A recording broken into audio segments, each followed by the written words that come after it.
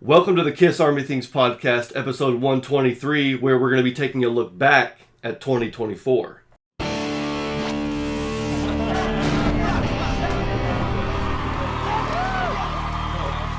Thank you so much, everybody, for joining us. It is the tail end of 2024, and what we typically do at the year's end is take a look back at all the amazing things that happened. Yeah. And just do Just reflect and do a recap, you know, take a trip down memory lane. So thank you all so much for being here, and I hope you had a wonderful Christmas and a wonderful Christmas season. I know we did here. Definitely. And there sometimes is and can be a, post-Christmas depression, you know, where you spend the whole, even like Thanksgiving, you know, the whole back half is just celebration. You're with family, and you're talking, you're eating, and you're traveling, and then January or December 26th, 27th, 28th, 29th, 30th, 31 just feels kind of quiet and can sometimes feel a little depressing, but I'm kind of enjoying it right now. I'm enjoying it it's this relaxing. Year. Yeah. I'm seeing it as a quiet, relaxing time to just enjoy being at home and really not doing a whole lot and just taking that for what it is and being okay with it. Yeah, absolutely. And, even just before this, I finally got the Kiss room cleaned up because around this time of year, I got the Christmas tree out, all the ornaments, and I got to locate everything and put it up. Well, and all the, presents that you got and, presents you still haven't given some people and things like that. Yeah. It's just crazy. It's just crazy time. But, again, this is just our time to sit back, kick back, relax, and talk Kiss as we usually do. And that means we're going to get into the Kiss Spotlight. Yes. This is going to be your last Kiss Spotlight of the year. Wow. So I'm interested to hear from you and figure out what you've been jamming. We may have the same. I'm not sure. We Depending. might. We'll see. I don't know. We'll go ahead. My album, actually, it's not an album. My Spotlight is actually a Kiss playlist. Well, mine too. Okay. So our friend Rick from It's All For You Demon, which we talk about all the time, but if you haven't checked out his channel, please do. He and his, I think it was his kind of Kissmas video that went up on maybe Christmas Eve or something like that, or Christmas Day, I'm not sure. But in that video, he talked about how he had created a Kiss Christmas Disco playlist, is what he called it. And I think he just made it maybe on his iTunes or something like that. But in the video, he went through and explained each track, what order it was in, and the reasoning for it. And so while we were watching it, I kind of recreated it on my Spotify so that we could listen to it. Yeah. And we have both just been jamming it for the past week. And it has been the perfect Kiss music for Christmas. I don't know how he did it, but I've really been enjoying it. Yeah, I was going to say, do you want to pull it up? Because we don't have my phone right now. But it was the perfect, because he talked about it either maybe in a message or one of his other videos. He was creating this cool playlist. And, speaking of playlists, one of the other cool things that happened in 2024 was Pop House kind of doing the fan-curated playlist with Matt Porter. So maybe in 2025 we'll see some more, fan-oriented things. But I wonder if that maybe was a catalyst for that, because it seemed like that inspired a lot of fans to create their own playlist. I'm actually making kind of one for myself. It's nothing like special or anything, but I'll get to that in a different episode maybe. But yeah, so having Rick come out with his Christmas playlist, it was something to play. I listened to it before this episode. Yeah. I listened to it the day of Christmas. It's really just been getting through the holiday spirit. And so talk to us about some of the tracks that he chose. It's pretty long. He basically imagined it as a double LP, essentially. So it is an hour and 11 minutes long. But he seemed very intentional about his ordering of things, so I didn't shuffle it or anything, which is what I normally do with playlists. This is a 1-to-1. But yes, this is a 1-to-1 from Rick's playlist. Do you want me to just... Well, I was going to say, it's a 1-to-1 in terms of songs, but also the versions. He was very specific. Yeah, we don't have to go through every single song. But it starts with Strutter 78 specifically. Strutter 78, and then there's also Platinum. Dr. Love, that was from Double Platinum. He uses the Black Diamond from Double Platinum. Yep. So there's specific versions that he's using. Yeah, and he does a lot of, obviously, 70s stuff from the disco type era. But there's also a lot of the solo albums, which I thought was such a fun addition. Solo albums and Dynasty, I knew was going to make a big appearance. I mean, we've got New York Groove, You Matter to Me, I'm in Need of Love, oh my gosh, Wouldn't You Like to Know Me, Radioactive. So all of the solo albums are represented. We even have Easy Thing. I think Peter has 2. Yeah, he has just as many as Ace, and Paul and Gina I think only have 1, which is awesome. I love that. But it was so good. I was made for loving you.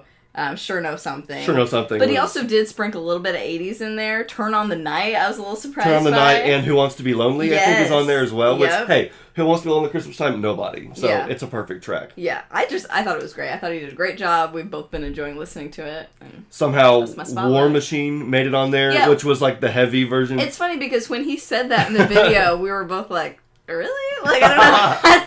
I love War Machine. I don't know. It's a great song. It's a nice little twist. It fits the vibe, but when you listen to it, it worked perfectly, and its placement towards the end, I loved it. You better watch out. You better not cry. Like, what if maybe Kiss should have done a Kissmas album. That's funny. Or a Christmas they album. should have. That would have been, I know that seems kind of cheesy, and it would have been really cheesy, but I kind of wonder what it would have been like in an alternate universe. Especially that disco type of sound. If Kiss had done a Kissmas album, a Christmas album. We already know they did those iconic photos of them in the snow. Yeah, I mean, that is the album cover That's the album cover. You've already shot the album cover. Just get in the studio for a day or two, record some classic Christmas songs in the style of Kiss. I would love it. That would have been great.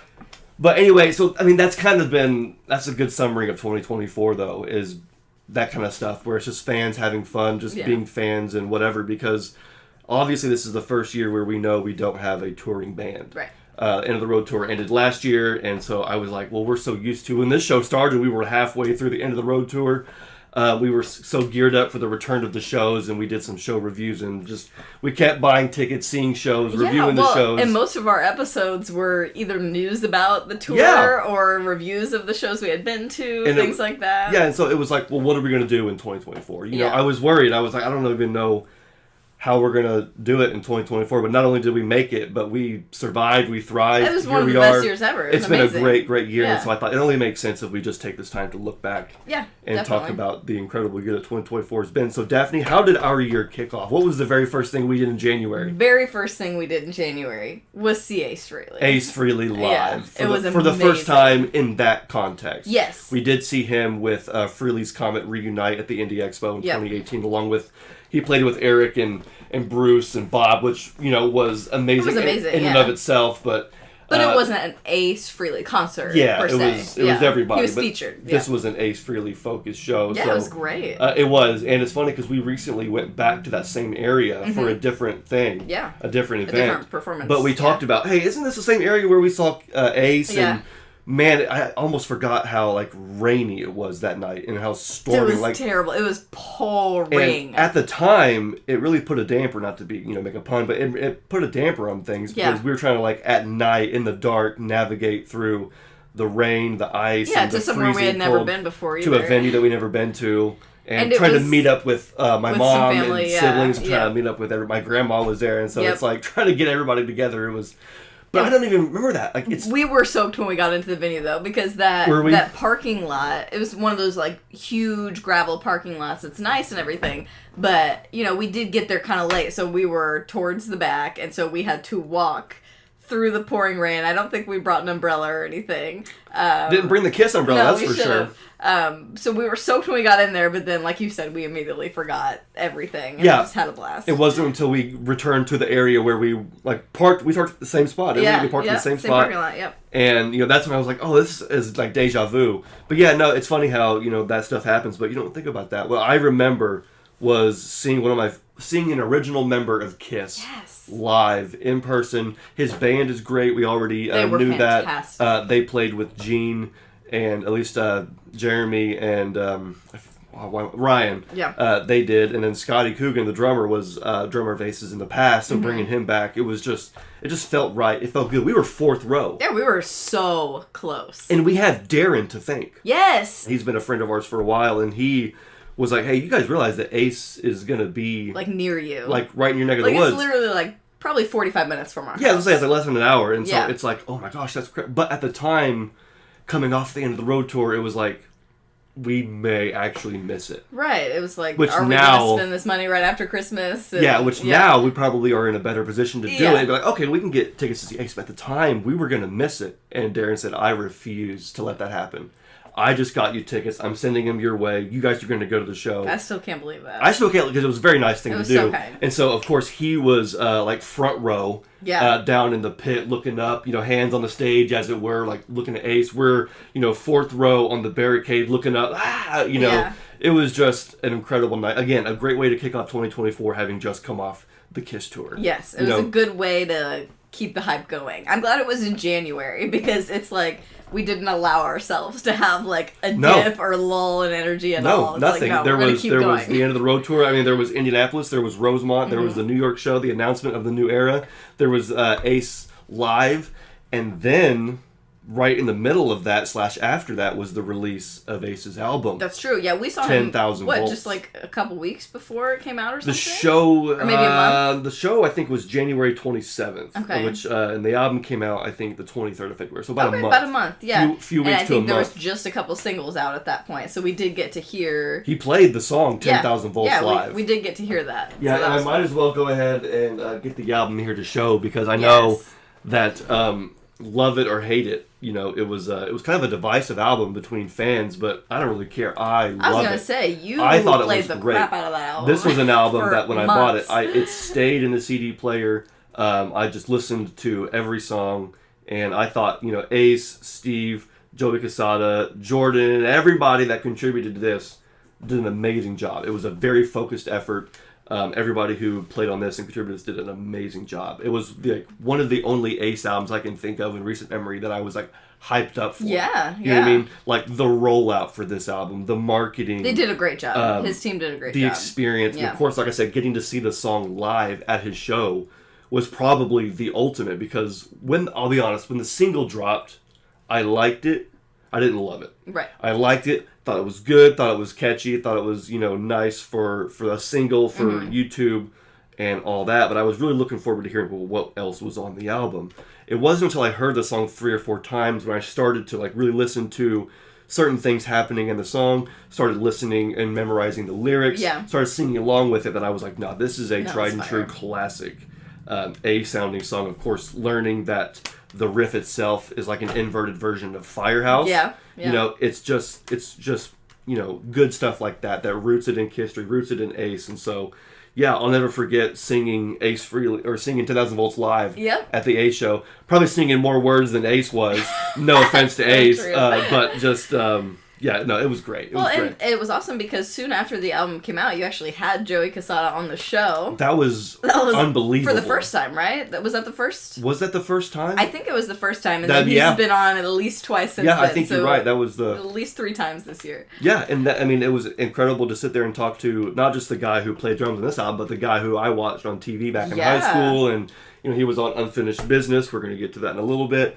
But, having Joey on was incredible, and I hope to have him on again. Oh, I'm sure this year, in the future. But if you want, you can put that right there. So, perfect. Again, guys, as we're going along, I want to know what you guys thought about all these things. What did you guys think of 10,000 Volts? Did you get the album? Did you get any of the many vinyl variants? I just got the CD. That's all I needed. There were an insane amount of variants. And were you able to see Ace live at all? I know he's already got some dates announced for 2025. Oh, cool. I didn't know that. So that's really exciting. But we're going to continue on with 2024 because that's what was happening in Ace's world, celebrating the release of his new album. But KISS in February, just the band as a whole, celebrated 50 years of the first album, and here you are with the mug, which I'm pretty sure I bought that.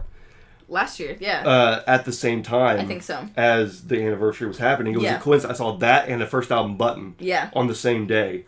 And it was just in time for the anniversary. And then Jeb, when we did our actual album breakdown, bought a first pressing without KISS in time of the first album the same day as we did our review. And I don't even think he realized that when it happened. Not technically. Yeah. Because he had seen that album before.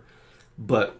$300, it's like a lot of money. Do I even really do that? I probably shouldn't have said that on air. But anyway, he kind of put it off and didn't want to do it. And I asked him, I said, well, why is it that way? That must be a first pressing without KISS in time. And so he looked further, asked to see it, realized it was. We were doing our review that night, had to get it. He doesn't regret it, listens to it a lot. But that was fantastic. That's so cool. But just incredible to think about the fact that here we are. I can think back 10 years ago when we were all doing, you know, the 40th anniversary of everything. Yeah. It was the 4th anniversary of Kiss, the 4th anniversary of the first album. I feel like that was just 3 or 4 years ago. Is what that feels like. Like recent memory. Yeah. I mean, I was in college. I went and saw a show. Jeb and I saw Kiss.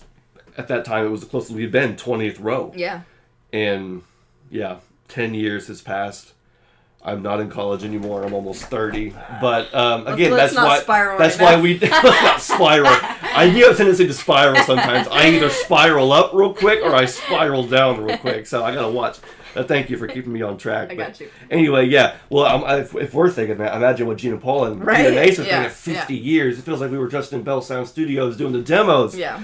When we were kids off the streets in New York. And, like, you know, of course, now here we all are. We're aging every day. But anyway, yeah, it's always a time and there's always a reason to celebrate. Absolutely. And it was fun celebrating 50 years of the first album. And we're going to continue to celebrate 50 years for the next 50 years. Yeah. Because next year will be 50 years of Dress to Kill and That's Kiss so Alive. true, yeah. All the next... And then there'll be 50 of Destroyer. What's it going to be? Another 50th anniversary box set of Destroyer? Because it's going to be... There's no way they're going to be able to just not skip the 50th of Destroyer.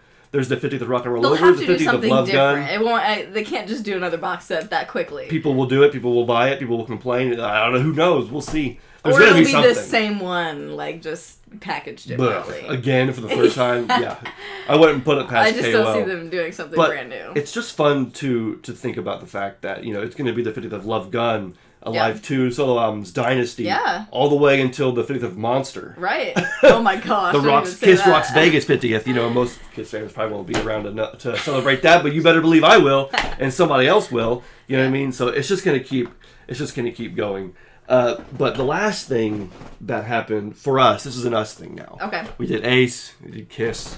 So one of the things that kicked off for us in the beginning of the year was we got a special package from Tom Higgins. That is true. And, oh my gosh. He was really gracious enough to send us 4 copies of the classic 78 album Phantoms, which had just come out within the last year or two.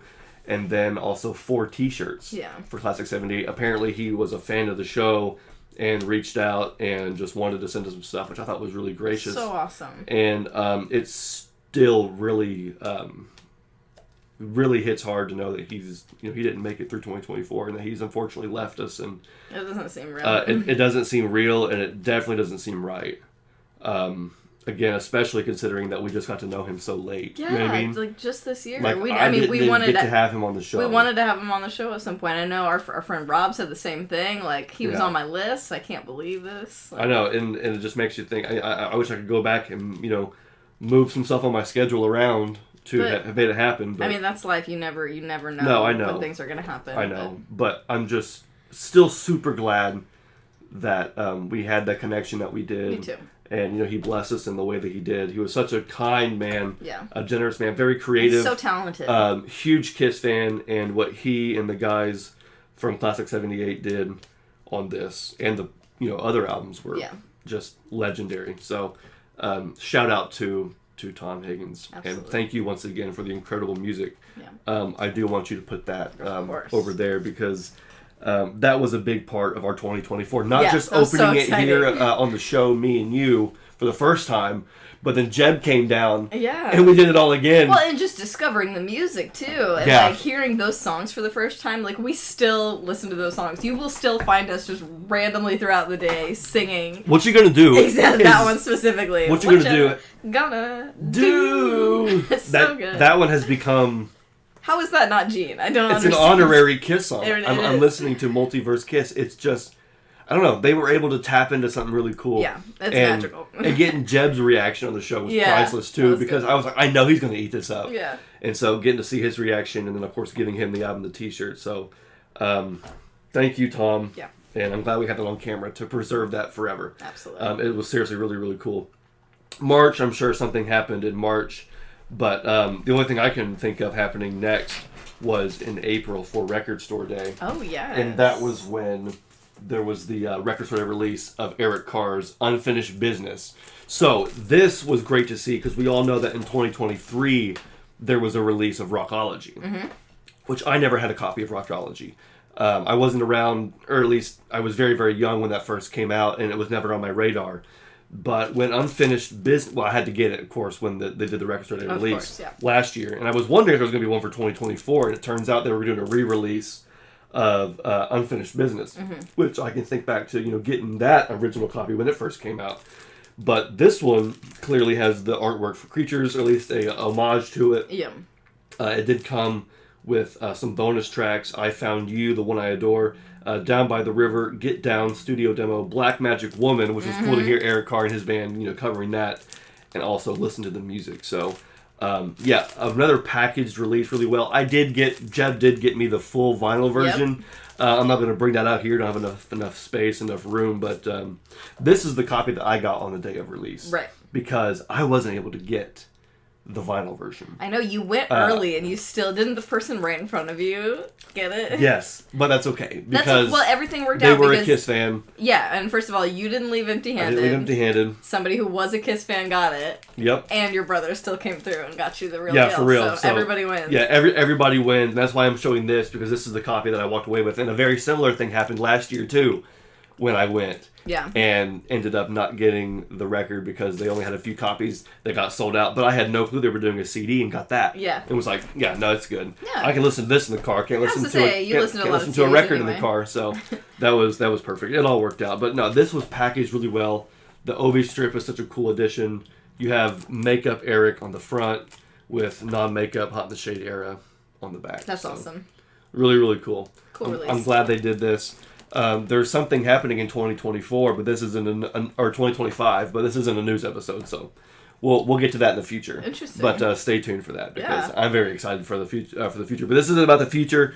This is about the now. This is about this past year, 2024, and this one was unexpected. This next one was completely unexpected. There was a movie release that prominently featured Kiss. I'm so glad you remembered to mention this. Yeah, me too, because I almost forgot. But yes, it was this year, 2024, when Fall Guy was released in theaters. And you're thinking, well, who cares? It's a movie with Ryan Gosling and Emily Blunt. Well, the movie prominently features I Was Made for Loving You, both the original... many times. Youngblood's remix, which was great to hear. We can talk about that. Yep. And then also just some regular cinematic scores. Yeah, there's like instrumental score versions of I Was Made. Like, it is all over this film. How would you describe Fall Guy? This is a kind of a remake. It's based on something, right? It's loosely based on an old TV show, I think. That's right. Yes. Yes. But it is essentially like a action comedy drama love letter to stuntmen. Stuntmen and women. It's stuntmen and women and the stunt performers. Yeah, absolutely. It's amazing. I mean, the writer and director is a former stuntman who, was a stuntman, a stunt coordinator, now writer, director. Isn't he a Kiss fan, too? And he's a Kiss fan. So he's the one that put that in there. Yeah. We discovered that because one of our favorite YouTube channels that we watch that's non-Kiss related is Corridor and Corridor Crew. Absolutely. And they do these VFX artists react and stuntmen react. And they actually had that guy. What's his name? Is it listed on there? I should know that. It probably is. They had him on the show to talk about Fall Guy, because obviously there's a lot of stunts in it, there's a lot of VFX in it, and he was wearing a Kiss shirt, and that was the first thing that we noticed, and so when we watched the movie, it was very clear that it wasn't just a random choice of a song to put in the film. It was something that he really cared about, and it just enhanced, and the film was really good on its own, too. I really enjoyed it. I think it's David Leitch. That sounds familiar. A David Leitch film. Yep, that sounds right. That might be him, yeah. But seeing him in that Kiss shirt on Corridor Crew was like, oh, so this was not just like a flippant thing. Not random, yeah. Man, it'd be cool to get him on the show and figure out what his deal is. Maybe 2025. Maybe 2025 I'll reach out and figure... I don't know, that'd be really cool. Kiss story. Get his Kiss story, get his, behind the scenes, I would rewatch this movie. It was that good. And I'm not just saying that because of the Kiss connection. We really enjoyed it. We saw it in theaters. It was really good. And there was another version of the movie that came out. I saw it on Black Friday releases that had a... It's like a director's cut or something? It had an alternate ending. It might have even been like an alternate back half of the movie. There was an alternate timeline for the movie. I mean, because the story could have gone multiple ways. Yeah, where they filmed something else and included that on the movie. So we should check that out at some point. So it's a good film. We just got the regular version, but I like it because it has a nice and shiny, reflective look to it. It's a nice slip case. Very cool. You still, it is still sealed, so this will be something. We have not watched this copy. We do need to revisit it because I did like it, and I wanted to make sure I had a copy. Youngblood did a really cool version of this. I was like, I'm out of space over here. You're full. I will put it over here. But Youngblood did a really cool cover. I mean, I wouldn't listen to it all the time. Yeah. But it was nice to hear a modern alternate artist, do something cool with it. Yes, because it was a completely different take. It was a lot like. I would say slower and more dramatic. Melodramatic, for sure. Yes, yeah.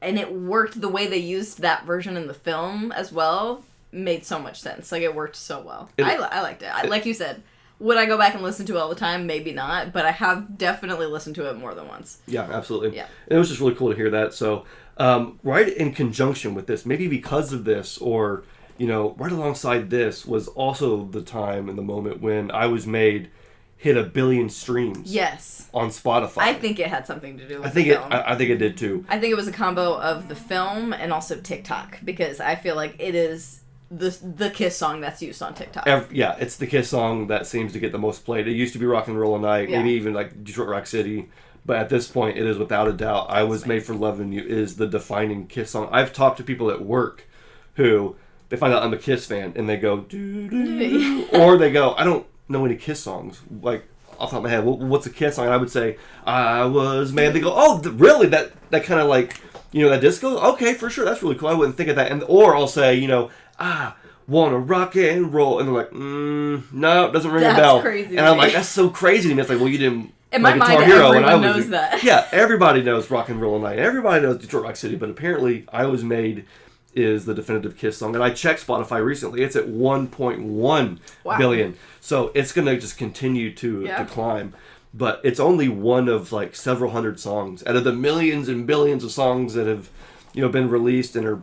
Yeah, of the millions that are on Spotify, it's only one of several hundred that's actually reached the billion club. Yeah. So it's kind of cool to see that song being thrust out there in the algorithm. It's being put and added into people's playlists.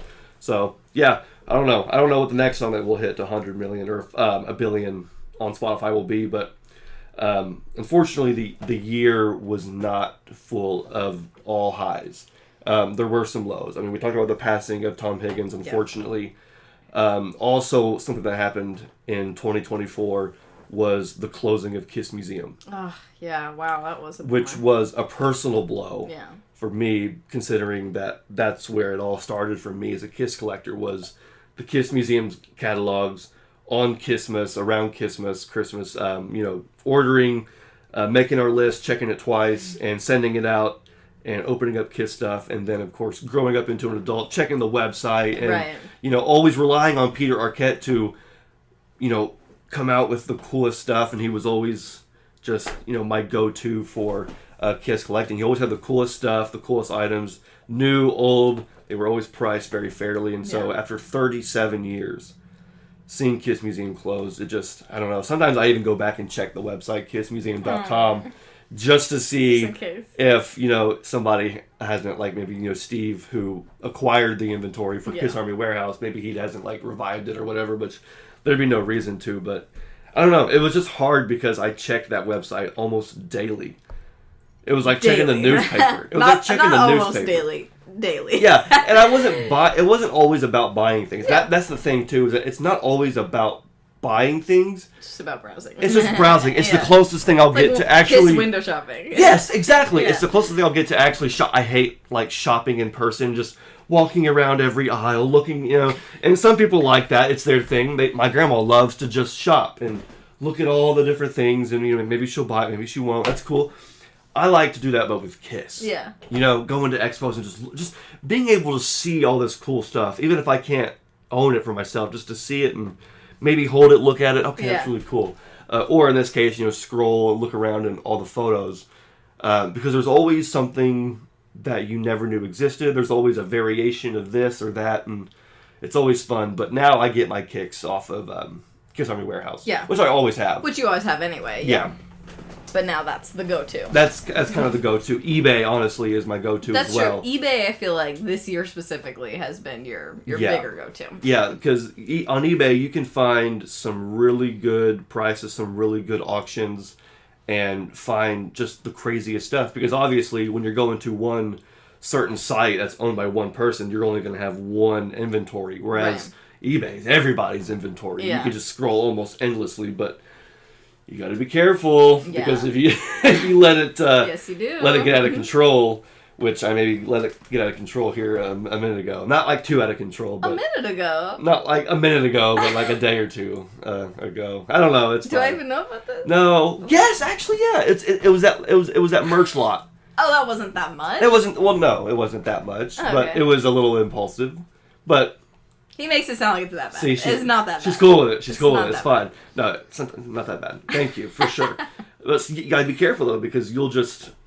There's everything and everything almost at your fingertips. So some people don't like that. Some people, want the old days where it's in the wild, which I get that, but... But at a certain point, you do kind of have to adapt, because that's just not an option as often anymore. No, it's not. And plus, you just get all kinds of, holy grails. And this year was, for me, a lot of holy grails. But I think it's time to go back to the celebrations now, because this year was not without its fair share of album anniversaries. Yes. We already mentioned the first album, 50th anniversary. Well, Dynasty celebrated 45. Wow. Which is crazy, because Dynasty was towards the end of the 70s, but even that is 45. That's crazy. Yeah, for real. And we did, of course, a whole album breakdown. That was a lot of fun. Yeah. Dynasty is the one that kind of ends up sometimes being at the bottom of my repeat listening. Yeah. It's a very, very short album. And there's only like a couple tracks that are like truly stand out for me. So it's not one that I revisit, but every time I do... Oh, yeah, Rick doesn't care. He knows. I'm not trashing Dynasty. I never will trash Dynasty. But it's just one that I always, when I listen to it, I'm always reminded about why it's a great album. It's one of the ones like Unmasked where I almost like... Oh, yeah, it's a vibe. Start like vibing to it, start dancing to it. Almost, it's like, what am I doing? What's my body doing? I can't help it. Feel Like Heaven should have been on one of those two albums. Yes, because 100%. It just fits the vibe. And that's the only place it would have made sense. Only place. Not Creatures of the Night, for sure. Yeah. But I love those albums. We did a full review. Was there anything about Dynasty that stood out to you this time around, or was it like a thing for you that like stood out? I feel like with all of our album reviews this year, including Dynasty, every time we go to break down an album, I end up appreciating it 1,000 times more and just really peeling back the layers and understanding it more. And yeah, Dynasty was no exception, because it's not one of my overly listened to albums either, but I definitely appreciated it more this time around. Absolutely. This was May 23rd that we celebrated the 40th anniversary of Dynasty. Was that the first? That was the first big album anniversary we did this year, right? You and I, yes. Jeb and I did the first album with Jeb. But yeah, as far as you and I go, that was one that we sat down, every song, went through it, and unpacked all that there was. It was one of those albums where, coming off the solo albums, you kind of realized how splintered Kiss was, where it was like you had tracks where it was just Paul Stanley and Anton Fig, just Ace and Anton Fig, and everybody was kind of just on their own, kind of piecing songs or piecing an album together. Yeah, it's like solo, like they continue doing the solo thing, but then they combined them to an album. Yeah, for real, for sure. It was still really good though. It was a fun review. Sure Something is definitely one of my top 20 favorite Kiss songs. Might be my top 5, I'll be honest. I love that song. At least top 10. It's a perfect Kiss song. And I love that it made it to Rick's Christmas playlist. Oh my gosh, it's so good. Great video. Awesome video. Yep. But May also has something else too, because again, we're talking about, things that happened in Kiss. Well, for us, personally, Kiss Army things in May was a pretty big month. I mean, we celebrated 3 years of the podcast. That is crazy. Our 3rd anniversary. We did a giveaway for that too. We gave away the extra copy of Phantoms and the Class of 78 t-shirt. Yep. That was really exciting. We celebrated our 100th episode. Yeah. Remember that? That was something we were kind of gearing up for and looking forward to for a while. And it was like, what do we even do for that? And we decided, we're going to create and curate our own brand new, quote-unquote, Kiss album. Yep. Which it fooled a lot of people, and I feel kind of bad. They were kind of mad at the clickbait. I wasn't trying to be clickbaity. I was like, I just want to do something fun. Right. And imagine, what a new Kiss album would look like if it featured, Gene, Paul, Eric, Tommy, Bruce, Ace. And, things they've done in the last few years. And just take all the new tracks that they've all done. It had to have at least, I think that was the criteria. Yeah, each track had to have at least 2 members of Kiss on it, and it had to have been released since Sonic Boom and now. And so we had some of Gene's demos, from The Vault. We had Gene and Bruce's track off Bruce's album. That song's so good. Ace and Paul with Fire and Water. Love that. If you missed that, go check it out because that's such a good. It was a good episode. Yeah. And again, make your own. Burn your own CD. That's what I did. Yeah, you did an amazing job, and you also created like a really cool album cover, and like it was a whole immersive experience. And he didn't even tell me, if you haven't seen that episode, he didn't even tell me what the track listing was, what the album cover looked like, anything like that. So I listened to it like a new Kiss album. Yes, exactly. Without knowing. I literally made physical copies of the album. I photoshopped my own custom Kiss artwork. It's a live action destroyer. The back cover with the track listing, and even on the inside, the track listing and album CD art of The Sun, which I just called it Hand of Fate, because that's one of the tracks that is on there from Gene's Vault tracks. But yeah, so went ahead and did, like, if you scan that QR code, it goes to KOL. Yeah. I didn't realize that. Yeah, I'm pretty sure if you scan that, it goes to KOL. But yeah, so I made this, gave it to you, let you listen to it. You heard all of these songs, except for right here, right now, and a couple of them for the first time. A lot of these were the first time. A lot of them were, yeah. I even made one, packaged it up, made a hype sticker, and sent it to Jeb. Yeah. And it was like, hey, Jeb, there's a new copy of the new Kiss album. Check it out. And so, yeah, again, that's just the kind of fun that you have to have. Exactly. You got to create your own fun. You have to make your own fun. I don't even have a spot for this. I'll just put it right down here for now. Or I'll put it right there. For now. But yeah, so we did a 100 episode celebration, made a new Kiss album, celebrated 3 years of our podcast, and even started the Patreon. Wow. This all happened in May. May was a big month. May was a big month. So yeah, we decided to start a Patreon, which if you guys aren't subscribed, you can do that. It's probably the best way to support us at this point. Yep. We basically I upload and create exclusive videos just for Patreon that don't go up here on YouTube, and then some videos that do go up here on YouTube, I have extended versions, longer versions, and also just some behind the scenes stuff. And I did a lot of like Kissmas stuff. Yeah. Each of the Patreon subscribers got their own Kiss Army Things ornament. So it was just, the Patreon has been a lot of fun. It's been awesome this year. They are the reason why we get to continue making videos, because the support that we received from Patreon allowed me to get the software necessary to continue editing videos in the way I want to. Yeah. So, huge shout out to the Patreons, Rex, Darren, Dave, Bjorn, Greg, Matt. Thank you, everybody. All of you, you're goated. You guys are the reason why we continue to do this show. And so if anybody wants to get on the fun, you can do a 7-day free trial.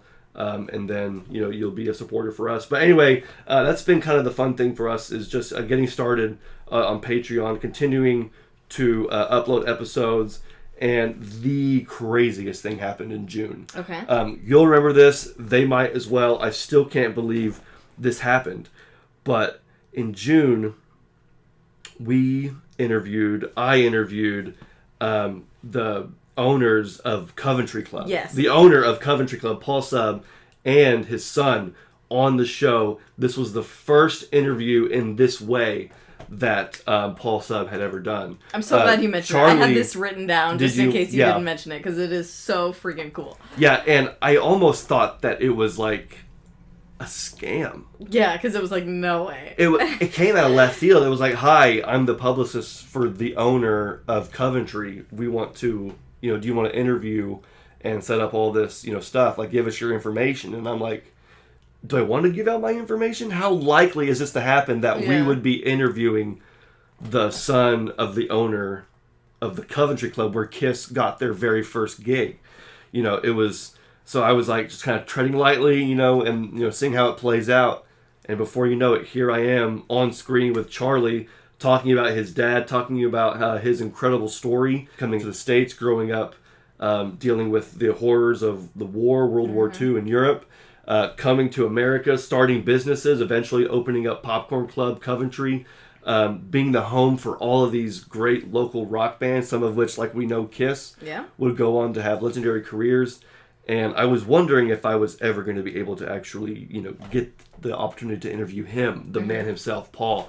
Because I loved hearing Charlie's stories, and I was like, what are the odds that I could talk to, your dad? And it became not likely that I was going to be able to do a normal interview. I mean, keep in mind, the guy's 96. Yeah. Kiss, keep in mind, when Kiss were young, just starting out as local musicians, he was already owning and operating businesses in the New York area and had been doing so for quite some time. So, Gene and Paul, they're in their 70s. Paul Stubbs he's in his 90s. So doing a normal interview wasn't going to be as feasible. But I was able to submit my questions where they read them to him and recorded his answers and recorded his responses, and I was able to put together a nice episode for everybody. It was one of the greatest episodes I ever could have done. So cool. Because I never thought that we would ever have that opportunity. Yeah, I mean, that's and historic. I'm still very glad that we did, because, I mean, I don't think there was necessarily anything in it that was 100% earth-shattering, except for the fact that you were hearing the guy himself. Yeah, that's all that matters. With his voice. Yeah. He had done interviews before that were like, written interviews in print. But this is like, you get to hear the man's voice himself. Yeah. Hear these stories from himself. And so I highly encourage everybody to go back and watch those episodes. I think it was episode 101 and 103. I could be mistaken. I should have wrote those down, but I know that it was right around episode 100, because we did episode 100 in May, and here we are in June, interviewing the owner of Coventry. I still can't believe I'm saying that, but it was really, really cool, and I'm glad that I had that chance. And so thank you guys so much for joining us on this look back at 2024. We're going through all the incredible things that happened. One of the personal things that we got to do in August was see MINIKISS live. Was this one on your thing too? You've got everything. I don't even need to look at my list. You got it all. Good. We'll talk about it. What was awesome about MINIKISS? I mean, it was just, I mean, this kind of a somewhat spur of the moment thing, was it not? Like, yes, it was an accident. Yeah. Yeah, because I was looking up Kiss Indiana tickets from years past. Is that really how it happened? Yes. Because I was looking. I mean, everybody knows I've been buying like ticket stubs all year from Indiana shows. On eBay. Looking through, getting old ticket stubs, and I happened to just do a broader search on Google, not eBay, Kiss band Indiana tickets, and it came up with MINIKISS in Indianapolis, live August 2024, and I'm like, MINIKISS is touring, and they were. It's a revamped version of MINIKISS. So was Arturo Knight? It's his name. Yep. He now basically owns everything MINIKISS, and is taking MINIKISS to the nines. I mean, he is going crazy again with a Kiss that's not an actual Kiss. It's not on tour. These tribute bands are going to be really vital in terms of getting that fix, that live fix. Yeah, well, and I feel like they're immediately this year they were in higher demand because, like you said, people want that fix. So he's very smart for capitalizing on that. Yeah, and I mean they had just been on like. Oh, there was like television performances. Well, and they were opening for like rappers. I can't remember who, but like, weren't they like opening for some famous rappers? Was it Wiz? I don't know. Wiz Khalifa. Was it Wiz Khalifa? It was Wiz Khalifa. Yeah. They were backstage photos. Yeah, and they showed all these photos of all this crazy stuff they've been doing. They've been on TV. Like, I think they played Sturgis. They were going nuts. They were in an episode of George Lopez's show. That George Lopez's show came back on the air, and so they were in an episode of that. Yeah.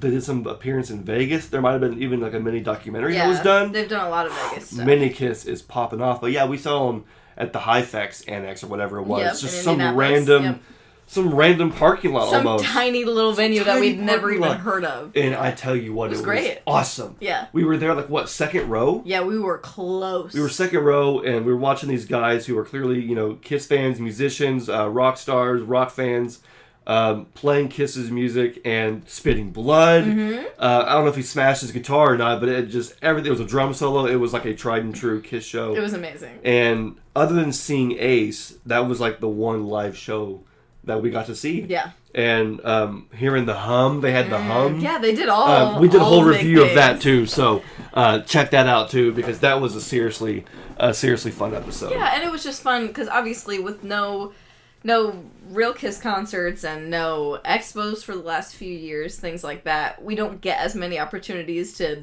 be with other Kiss fans in real life. So that was just such a cool thing. Like, even though this is not the band, like, we are surrounded by Kiss fans, people in Kiss t-shirts. We're 100%. Talking to the people around us. There was... What's that one guy? I feel bad I forget his name. We said his name. We say it in that video. But like JT or something? Maybe. I don't know. There was a guy that came up to us and was talking to us about Kiss, and we mentioned that we have a podcast, and he, like, gave us his phone. It was like, find yourself and subscribe. I want to watch you. Yeah, that was really cool. You're right, because we went, and of course we were going to see people in Kiss shirts, but once we got in line, the lady in front of us had a Kiss shirt. I was like, I like your shirt, and you know, she laughed. I was like, I like your shirt too. And then we get up there, and there's everybody in their reunion tour shirts. Yeah, there's people with their kids in Kiss people shirts. with their kids, and then one guy had his little girl in makeup and was holding her. There was actually a whole family. Do you remember that? There was a whole family down in front. Yeah, there was in front of us. There was a mom and dad and like 2 kids, like I think a sister and a brother. Yep. And they were all in full Kiss makeup. It was so cute. And then down the way there was a guy and his son, a younger son. They were all in makeup too.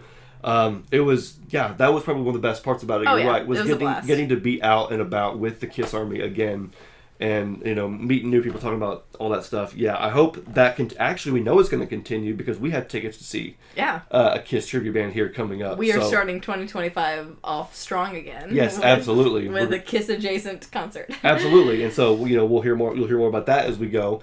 But again, this is just part of the fun that we're having this year.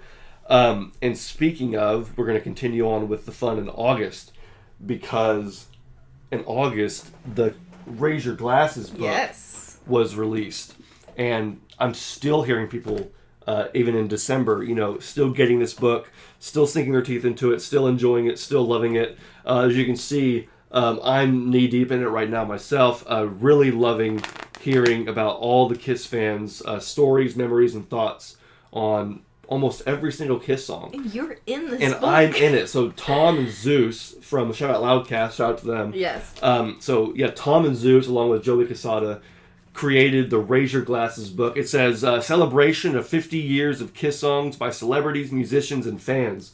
So almost every single Kiss song, going from the first Kiss albums, from Strutter to Last Chance, is reviewed by celebrities, by Kiss fans, Kiss podcasters. You have authors, all kinds of people in this.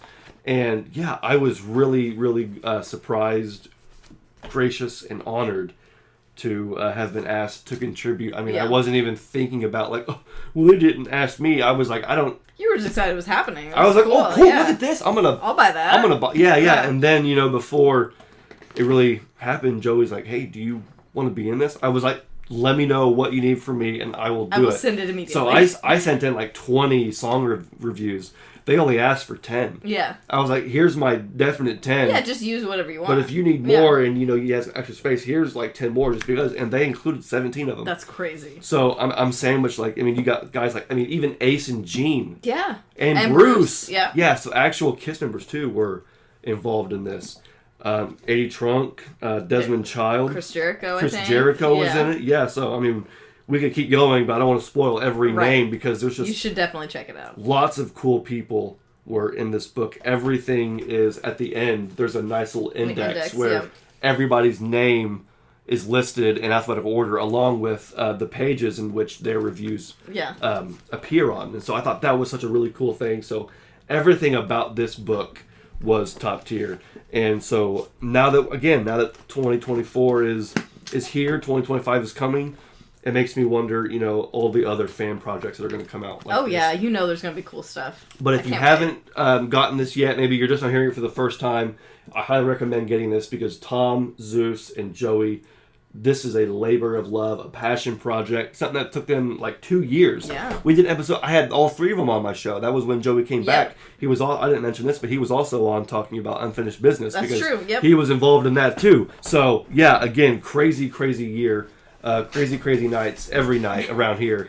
But talking with Joey, getting to hear about how this book, came together was super cool. So I recommend everybody going back and checking that out. This is where I think this is going to go, and I'm going to put that in front. That way I can have as many things displayed as possible. But my goal is to still finish this before the new year. Yeah. I don't know if that's still feasible or not because I'm about halfway. I still got a ways to go. You but can do it. My you initial just goal have to sit down and read. Was to. I know, but I'm always editing. I know. How often do I just edit and post?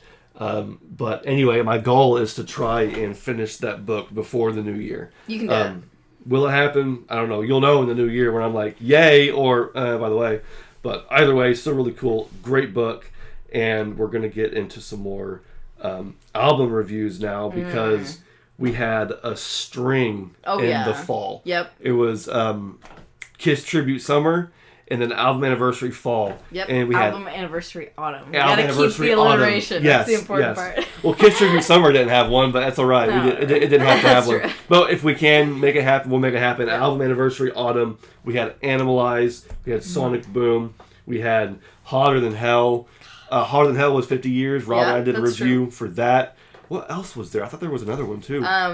We did Hot in the Shade. Hot in the Shade. Yeah. That was a big one too. Yes. I know that was one where we really got it. Was Lick It Up this year or was that last year? That was last year. 83. Okay. Yeah. But yeah, I think the two biggest standouts for me were Hot in the Shade. I feel like I understand that album on a whole different level now. You should watch that review if you haven't. Yeah. Because that was a good one. I just love... That's like one of my favorite things that we do is breaking down albums song by song like that. Yeah. Because we always come to new conclusions every time. And sometimes, like, while we're talking about it on the show. Like, not things that we figured out on our own. We just figure it out while we're talking. Right. And that was one of those. So that was one of my favorites. And then, obviously, I'm sure you're going to get to it, but... The Elder. The Elder, which ended up being a 3-video three-part series, pretty much.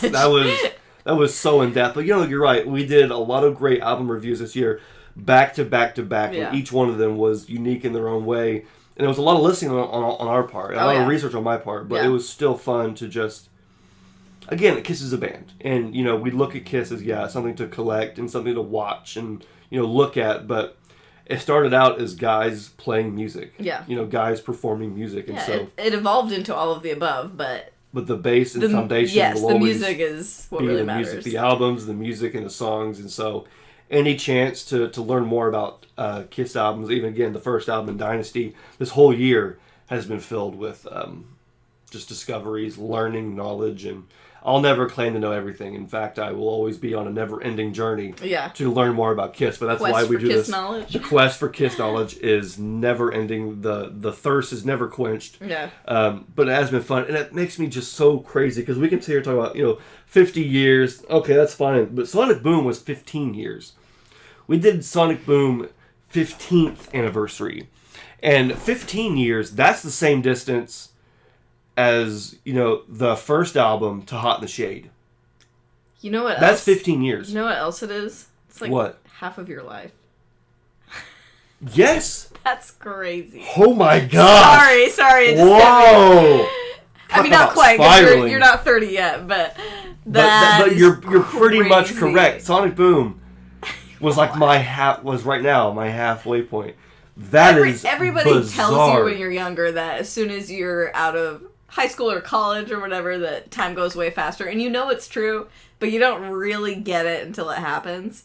Because I think school is one of the biggest reasons for that. School and just youth in general. But, like, when you have, like, your years divided into grades and school and things like that, it feels like it lasts longer. 9, 10, 11, 12, that took forever. Yes, and when you are a kid, the difference for you personally and the way you look, the way you think... Your growth is exponential. It's from year to year is crazy. Whereas, like, post-college, pretty much, you're just an adult now. I'm just me. And I'm like, I'm about the same as I was like 5 years ago. You know what I mean? I don't look any different. Yeah. And I'm this until I'm old. You know what I mean? So it all starts to blur together. And I'm sure you all know what we're talking about. They're thinking, wait. But yeah, no, it's like, That's bizarre. It's crazy to think about. Cause I feel like Monster just came out. You're telling me that was almost... It will be 13 years. Well over a decade ago, yeah. So Sonic Boom... 15 years. 15. That's the same distance as the first album to Hot in the Shade. That's the same distance as Hot in the Shade to almost Rock the Nation. Yeah, what? And then Rock the Nation to the beginning of the road tour. Yeah, that's crazy. That's just... I don't know. It is crazy. But, again, fun albums. And something happened in the middle of that where we went from September to November. So what happened in October? Oh, you know what happened in October. We went to Vegas, baby. Kiss Army Things rocked Vegas. Yes. Yeah, we rocked Vegas this year. Yeah, Finally got to go out to Vegas. Finally went to KISSWorld. I'm so glad we checked that off our Kiss bucket list this year. That was a big one. I'm proud of us. And I want to get some, ooh, careful. get a souvenir out. I mean, I got all these things out, but I don't have anything for KISSWorld, so here's a KISSWorld poker chip. You guys realized? What? Our light's not on. How is that? It was. It was, but now it is. I'm not now sure it is how that not. happened. It was when I sat down. Yeah, it is now, which is most important thing. As a matter of fact, I think we decided we wanted it to do. Yeah, to fade. Is it the fade? Let's see if we can get it to start fading. If not, either way, it's still cool. Here is the KISSWorld chip. Let's see if that can stay. I'm very surprised that did not fall. But anyway, yeah, crossing that off was huge because how long we've been talking about going to Vegas? Years. On and off the channel. Years. It's been a while. Yeah. And the Kiss, and when they added the Gene Museum experience, it was like, okay, well now we have to go. Yeah. And I was super worried that they were going to, that was going to be a here and gone thing. Yeah. Because they added it in 2023. They're announcing the last handful of Kiss shows. I'm thinking, okay, so once this tour is over, all this stuff is just going to shut down. And I got confirmation from Mini Golf themselves that just like they said, just like the boys' impact in rock and roll, this is a permanent fixture. Yeah. I was like, whoa, okay, sweet. For sure. So this is now a part of the KISSWorld experience. So yeah, we went out there and spent 15 hours in Vegas, right? That was pretty much it. Pretty much, yeah. It was less than 24 hours in Vegas. It was quick. We spent one night there. Oh, I think our light's just dying. Is the light just dying? Yeah, not sure what's going on with our light there, but in either case, we'll just leave that there. Vegas was still fun, though. It was, back to Vegas. Yeah, we were there for a very short amount of time. Yeah. But that's all we needed. Because, I mean, I'll be honest, we are not really... If it weren't because of Kiss... We would have no reason to go to Vegas. Yeah. We are not gambling people. We're not drinking people for the most part. So it's not really our scene. So we didn't really have any desire to be there longer than it took to go get in and get out. We didn't even, we obviously walked through some casinos and, saw some of the sights a little bit, but we were also just kind of exhausted from the travel and from spending however many hours we spent at KISSWorld. So we pretty much just went back to our hotel, watched TV, hung out, went to sleep, and then got up at like 4 a.m. to get back on a plane. Yeah, it was like so fun. The quickest vacation ever. It was a blast. It was a blast, and I highly encourage everybody to get out there. And if you've been out there, then you already know how cool it is. But yeah, it's an ever evolving experience. Yeah. The museum. They said that they are taking. I've seen pictures and videos of other folks who go out there. It's like they'll remove this chunk of stuff and replace it with this new stuff from Gene's collection. So, like, if you go back to back, it'll be different. Exactly, because you would think that it's all of his collection because it is massive and it is jam-packed. Like, it is dense how much merch is in there. Yeah. But there is a sign that says, no, this is actually not all of his collection, and it is ever, revolving and changing. Yeah, which I was thinking it was Gene's whole collection. I was like, I'm not going to see his whole collection. It's like, no, even this large space is nowhere near enough to fit the entirety of Gene's collection. Yeah. So maybe we'll go back in the future. I mean, definitely if the Avatar show is going to be in Vegas, that'll be the biggest reason to go back to Vegas. We'll be there. 2027 is going to be lit. Yeah. But we'll let that be what it's going to be. Just going to Vegas finally. I mean, there was the door from the Elder. That was so cool. There was, of course, just the Monster Mini Golf, which was the big thing we wanted to see. Gene's Museum was the huge cherry on top. It was just an all-around incredible experience. Didn't go too crazy. The gift shop didn't need to because the videos, the experience, you being there with me, that was all I wanted, all I needed. It was so much fun. And we did a video, of course, on YouTube as well for that. So you guys can always just go back and look at the videos in 2024. But yeah, we're reliving it right now because of just, how fun it is. And so we're getting to the end of the year. We're catching back up. Yep. And one of the things recently that was kind of big was the 1-year anniversary since the tour ended. True. Since the show in December 2nd. We did a 1-year look back episode. Everybody else kind of is taking a look back at December in this year.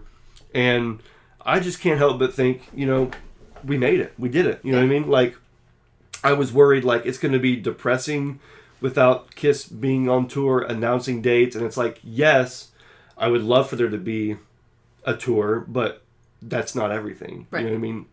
The fans Yeah. and our activities and the projects that we have. I mean, Rick released his book. Yes, that's another super the journal. recent thing. You know, this is something that happened in 2024. This was in November on Black Friday. So, you know, 1 year after Kiss ending their tour, it's like there's still fun to be had. Yeah. Some of it may not always come from Kiss themselves, but the fans who live and breathe this fandom, you know, will continue to keep that flame burning. And so you guys have probably heard us talk about this a lot already, but I hope that you have received or gotten your copy. If not, go to Amazon right now. You got time. Get yourself a late Christmas present. Be ready for January. A late Christmas gift, a early New Year's gift.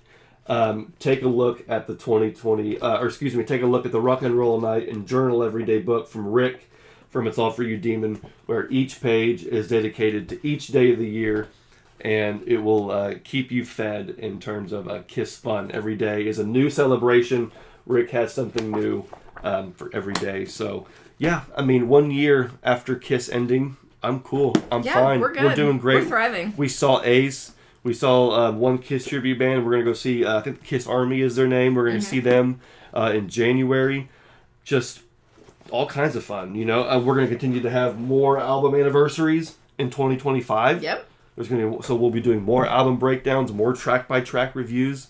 That's exciting. We're also, have we mentioned that we're also, should I say it? Go ahead. What is it? Whatever it is, go ahead. We're also going to see Gene in yes, 2025. yes, we're seeing Gene. Also, which is very exciting. We're seeing Gene in Louisville. We're seeing Gene in Brown County. So Yep. we're going to be seeing 2 Gene shows back to back.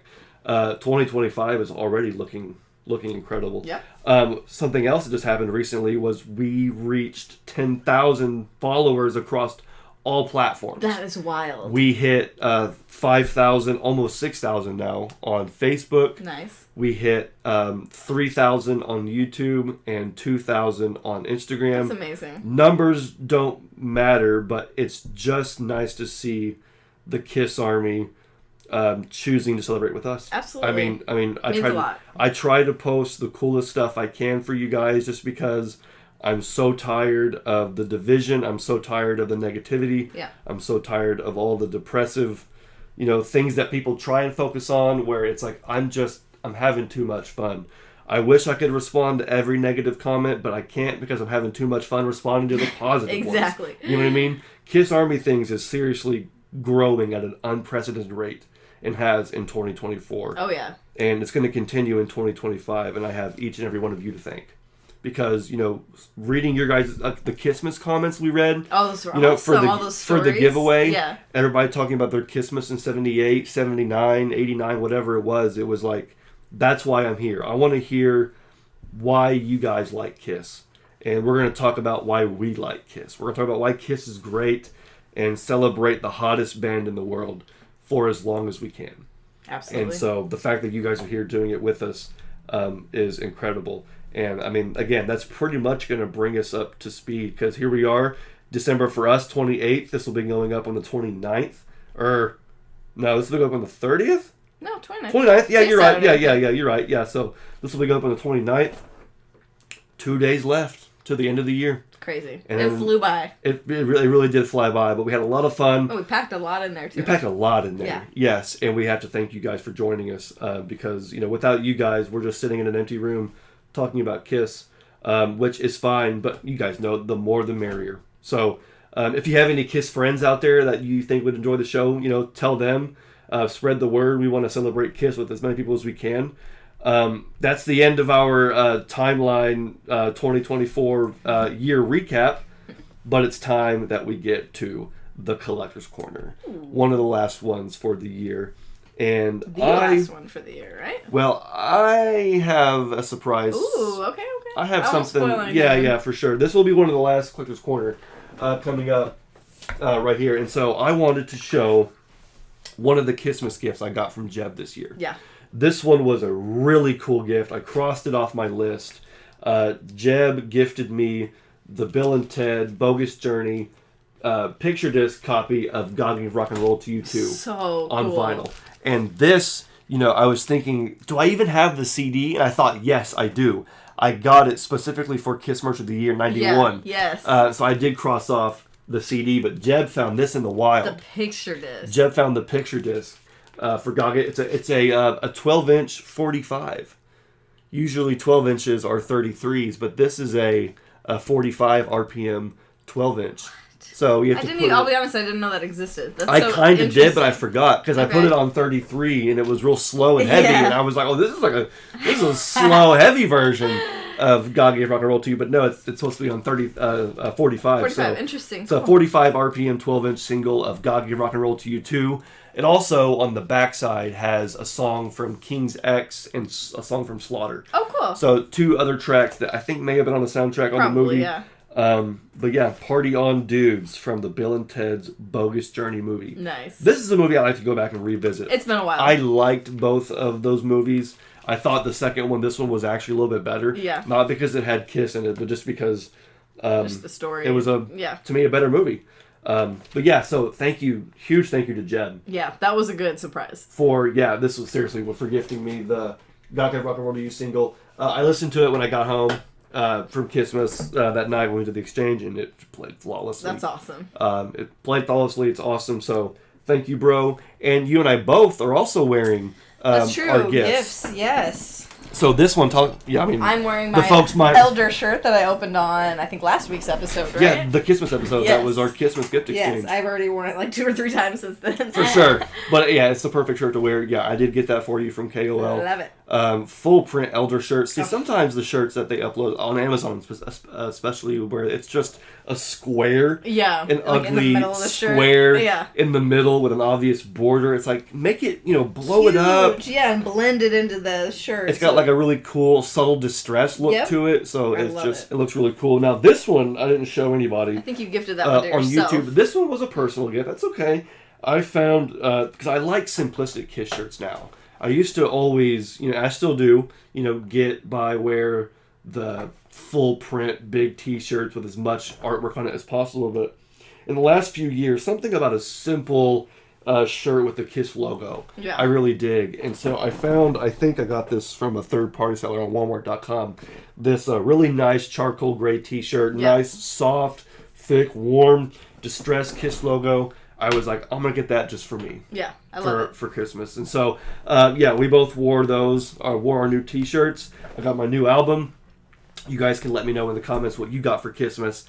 And if you're a Patreon subscriber, I did an entire 2024 Christmas haul video for the Patreon only. There was no way I was going to be able to do an entire Collector's Corner section on this show with everything I got from Christmas. I thought about doing it, but I had no idea just how much I was going to get. Yeah. Because you got me the pens, Rick got us the journal, Jeb got me his gifts. I had some other gifts from other people. I also got you like 4 other things. You got me some other things. On actual Christmas. On actual Christmas. I got myself a couple things. If you want to see all of that, it's all on Patreon. Thank you again to our Patreon subscribers. So that's pretty much where we're going to leave you, except for Kiss Merch of the Year. Don't forget. 2023. Ooh. This is episode 123. I got to show something from 2023. And I've been showing a lot of tour books recently, and so I think I'm going to continue the trend by showing the last tour book I added to my collection. This is not the New York City tour book. I didn't bother getting that one since I wasn't there. This is the last main tour book that they released. Gorgeous. And this photograph right here. I've never seen a more Kiss sharp image. Well, a sharp, crisp that too. HDR. Beautiful photo. Yeah, so this is how they started the tour. Yep. And then this is how, they ended the tour. Yep. And this photograph right here is how I will always remember a live Kiss. And this was the poster that I had, I think, that was right here. Was there. Mm-hmm. And then ever since Halloween, I now have this poster, which is kind of like a continuation of this look, just in a different form, a different fashion. But I love this tour book. In fact, when you compare it with this is version 2. that they released. Yeah. Which I love the Mylar cover there. Super so cool. Pretty. But you look and you can see the density difference. Yeah, that one's way bigger. Just how many more pages this one has 5 years later. That's crazy. This one 2019, this one 2023. That's 4 years, I think. But either way, huge. And it's a completely different tour book, I think. If not, it's just got so much more. Yeah, I think it's just got a lot added to it. Yeah. But yeah, this was the last tour book I added to my collection in late 2023. So it makes sense that I would show that for KISS Merch of the Year 2023. Yep. And you mentioned a minute ago, is this going to be the last episode of 2024? It is for Daphne, but not for Xander. Okay. I think I am going to do a special New Year's Eve episode. Ooh. So I know it's a little bit of a lot of KISS Army things back to back. One on Sunday and one on, I think, Tuesday. But I think it would be really cool to do a New Year's Eve KISS special just for you guys here on YouTube. It'll be on YouTube and Patreon, so it won't be exclusive to one. It's going to be for everybody. But I thought episode 124, it's the last episode of 2024. 2024. The whole episode is going to be KISS Merch of the Year. Okay. I'm going to go through and show every item that I bought that was released in 2024. Year. Okay. And just do another 2024 recap. Yeah. But in a different way. So we're just going to continue to... And that's a perfect way to round out. Like, how crazy that KISS Merch of the Year that you just kind of randomly started this year. Yeah. When did you start that? Episode 88 with Rob and Brant.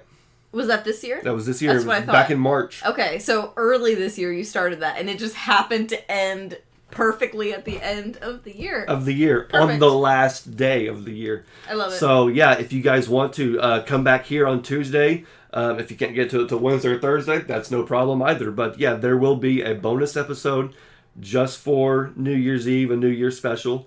It'll be me, solo show, just me and you guys hanging out, talking about all the cool things that we got in 2024. It's going to be a lot of fun, so definitely join us for that. And if you're somebody who, hangs out, doesn't like me, I don't really go crazy on New Year's Eve. I work on New Year's Day, so if you want something just fun and relaxing to do on New Year's Eve or New Year's Day, KISS Army Things is going to be your spot. So I will be back here for episode 124 in just a couple days. We'll be talking about KISS version 2024, but that is going to close it up for this episode. It's been a really nice, chill look back at our year. Yes, it has. And what a fantastic year it has been, seriously. First year without KISS on tour. No KISS on tour, no problem. We're good to go. We're here. We got the fans. We got this. We got the fans. We got you guys. There's still going to be plenty of stuff happening with, of course, Pop House in the coming years. So one way or another, the KISS fun will continue. And I'm just so glad that you guys are here joining us. So like, follow, and subscribe. That's where I'm going to pretty much leave it. So thank you. Appreciate it. I hope you guys have a wonderful, wonderful New Year's. Yes. Wish you all the best. Yes. She'll see you in the new year. I'll see you on New Year's Eve. Until then, my name is Xander. My name is Daphne. Peace out. Rock on.